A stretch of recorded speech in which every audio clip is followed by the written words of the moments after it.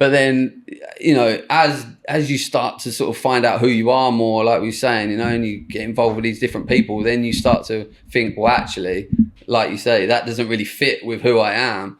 And then, I mean, I've dealt with many architects, and they're lovely people and wonderful in every way, but I've not met one that I thought I'd like to have dinner with you. I don't know what a dinner conversation would be like, and I'm not desperate to investigate that. Yeah. You know, they've got the place. They're wonderful people, but it's probably for the best that I didn't go down that path. This is a square peg in a round hole sort of situation. Yeah. In hindsight, it's been a wonderful choice that you didn't go down that route. Oh yeah, for sure. Like, yeah, I can't, like, now to think of like having to do that same sort of thing over and over again, like, is just, and to be fair, like, that sort of like leads into like the next thing that I did after that was graphic design. And that again was a similar sort of thing. It was like, it was creative, but I felt very like constricted. I was like, you know, the first job I did in graphic design was, they call them proofers. It's basically when you get submitted artwork and you just have to check it and make sure that it's like correct. So you don't really actually get to do much. Like every now and again you'll get to do like some tweaks or whatever, but it was so boring. And like, yeah, that was my first job. Like, you know, I was kind of grateful that I was doing something that was mildly interesting to me, but at the same time, I was like, I cannot do this forever, you know? And then that was like, luckily at the same time that I then got interested in tattoos.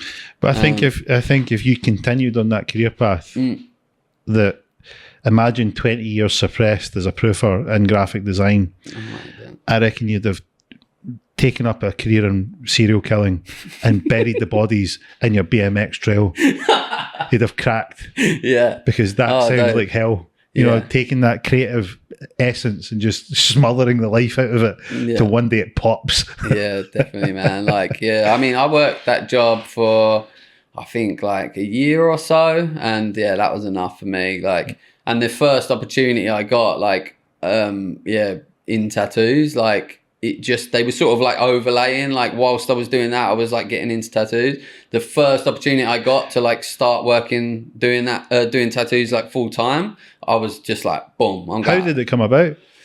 Well, so like, as I said, the guy that did my first ones, he, looking back at it now, like, I think like I was probably such an annoying customer because I'd turn up with these designs that I wanted to get tattooed, and they were like ready to go. I had like meticulously like planned out where it was going, what size. I'd even given him like, because I knew how, I don't know how I knew, but I think maybe talking to some friends that had got tattoos before, I knew a little bit about the process. So I knew that they'd used a stencil, which was obviously just made up of lines. And then they had the shaded version, you know, which is the finished product. So I would actually turn up with a shaded version and a line work version and be like, right, this one's, you know, ready to go. So like really annoying customer, because like I hate people like that now, because it gives you no freedom to create, you know, as an artist. I'm turning up to, shout out to Thomas, the guy I'm talking about. I turn up to him with these ready to go things, and he's probably sitting there going, oh, come on, man. Like, let me have some sort of creative input.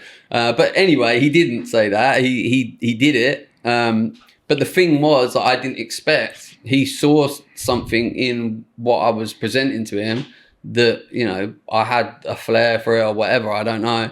I never connected the two. I was in graphic design mindset. So I was doing all these designs on the computer, and then giving them to him. But he obviously saw something. He was like, oh, hang on a minute, this guy could probably tattoo, you know? And then, over a few times, I think it was, you know, he did my first maybe 4 or 5 tattoos before it even came up. But then he just sort of, you know, like I said, he saw something in me, and then I think he just came out with it. He was just like, would you ever, like, you know, want to learn how to do tattoos? And I was like, do you know what? Like, maybe, like, you know, I hadn't thought about it up until that point, but like I say, I was getting kind of bored with the graphic design stuff, and I thought, well, yeah, I haven't got a concrete plan what I'm doing.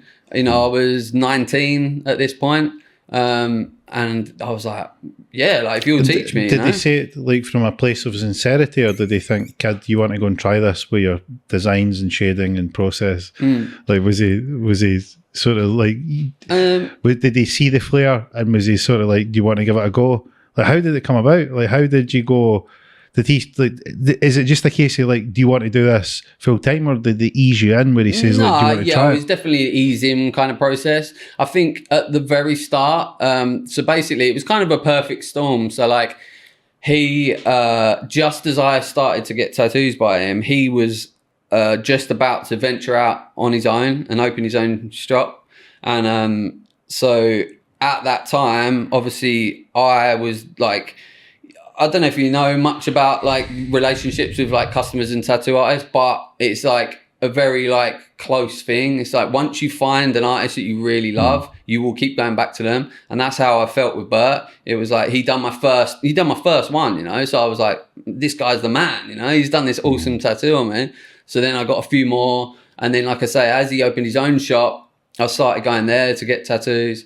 And I didn't realise how important that was. You know, what you're mentioning, it was until I'd picked up when I'd had Mikey on. I've known Mikey for years and didn't realise that relationship and what it meant.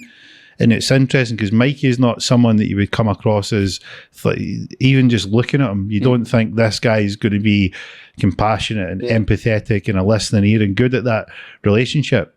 And I remember speaking to him, like, man, this is really sort of a profound thing. Like, this is not just a case of you go in, somebody draws on you. Like, this is a whole sort of experience.